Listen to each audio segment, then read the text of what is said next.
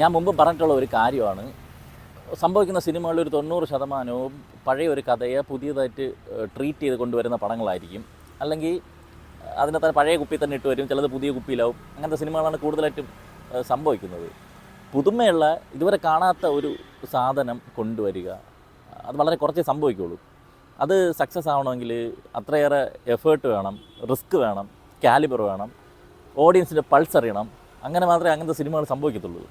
അങ്ങനെ സംഭവിച്ചിരിക്കുന്ന ഒരു സിനിമയാണ് ഗഗനചാരി. കൾട്ട് പടമാണ്.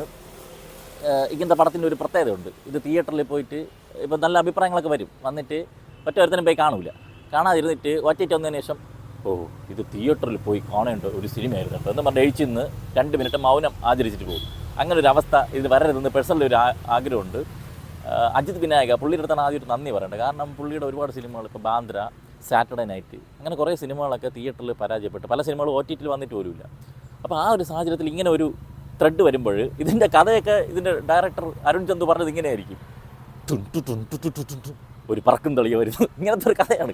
ഈ ഒരു കഥ വിശ്വസിച്ച് ആ ഡയറക്ടറിൽ പ്രതീക്ഷ അർപ്പിച്ച് ആ ഒരു പടം കമ്മിറ്റ് ചെയ്തതിന് പുള്ളിയുടെ ഒരുപാട് നന്ദിയുണ്ട്. കാരണം ഇതിലിപ്പം ചെറിയ ക്യാൻവാസാണ്, കുറച്ച് ആൾക്കാരെ ഉള്ളുവെങ്കിലും ഇതിൽ നല്ല ബഡ്ജറ്റ് വേണ്ടി വരും, നല്ലവണ്ണം പണിയെടുത്തിട്ടുണ്ട്, അതൊക്കെ പെർഫെക്റ്റായിട്ട് ചെയ്തിട്ടുണ്ടെന്നുള്ളതാണ്. അപ്പോൾ അങ്ങനെ ഒരു സിനിമ വന്നിട്ടുണ്ട്. സിനിമ തുടങ്ങി, സിനിമ ഒരു ഡോക്യുമെൻ്റ് പോലെയാണ് തുടങ്ങുന്നത്. ആസ്പെക്ട് റേഷ്യോ ഒക്കെ ഇങ്ങനെയൊക്കെ പോകും. പക്ഷേ എന്താ ഇതെന്ന് നോക്കി നമ്മളൊരു 2 മിനിറ്റ് കഴിയുമ്പോഴേക്കും ട്രാക്കിലോട്ട് വരും. ഫ്യൂച്ചറാണ്, ഏലിയൻ ഇൻവെൻഷനൊക്കെ കഴിഞ്ഞിട്ട് വരുന്ന ഭൂമിയുടെ ഒരു അവസ്ഥയാണ്.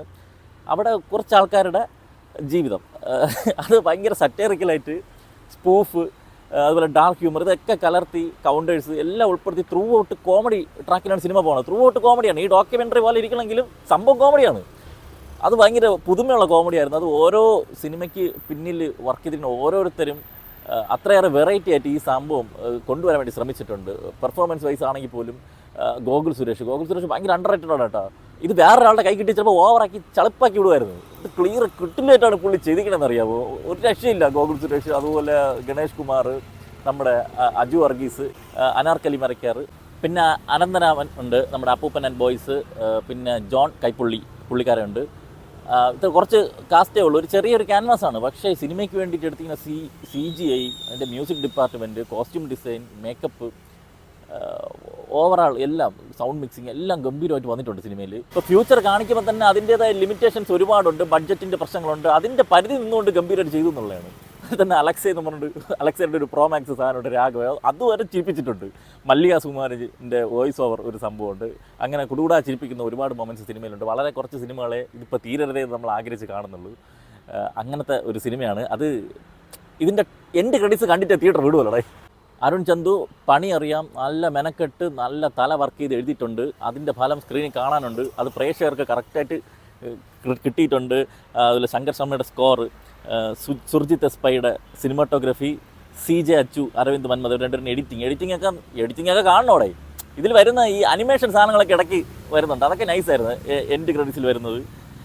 അതുപോലെ M. ബാവയുടെ പ്രൊഡക്ഷൻ, ബ്യൂസി ബേബി ജോണിൻ്റെ കോസ്റ്റ്യൂം, റോണക് സേവിയറിൻ്റെ മേക്കപ്പ്, ശങ്കരൻ എന്ന് പറയുന്ന സൗണ്ട് ഡിസൈൻ, എല്ലാം സിനിമയ്ക്ക് എന്താണോ വേണ്ടത് അതിൻ്റെ മാക്സിമം കൊടുത്തിട്ടുണ്ട്. എല്ലാവരും ഈ സിനിമ പോയി കാണണോടെ. ഇത് വന്നിട്ട് OTT വന്നിട്ട് തിയേറ്ററിൽ കാണേണ്ട പടമായിരുന്നു എന്നുള്ളൊരു അവസ്ഥ വരരുത്. കാരണം ഇത്ര സിനിമകൾ വിജയിച്ചാൽ മാത്രമേ ഇതുപോലെ പുതുമയുള്ള സബ്ജക്റ്റും ഈ പഴയ പഴങ്കഞ്ഞി സാധനങ്ങളൊക്കെ ഒഴിവാക്കി ആൾക്കാർക്ക് അത് ചെയ്യാനുള്ളൊരു ധൈര്യവും ഒരു പ്രചോദനമൊക്കെ ഉണ്ടാവുള്ളൂ.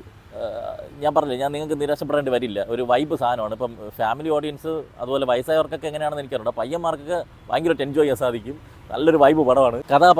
കഥാപാത്രങ്ങളുടെ നിർമ്മിതി, അതും അങ്ങനത്തെ ആൾക്കാർ അല്ല, വേറെ ഒരു പുതിയ മനുഷ്യരെ കാണുമ്പോഴത്തെ ഒരു ഫീൽ ഉടനീളം സിനിമയിൽ ഉണ്ടായിരുന്നു.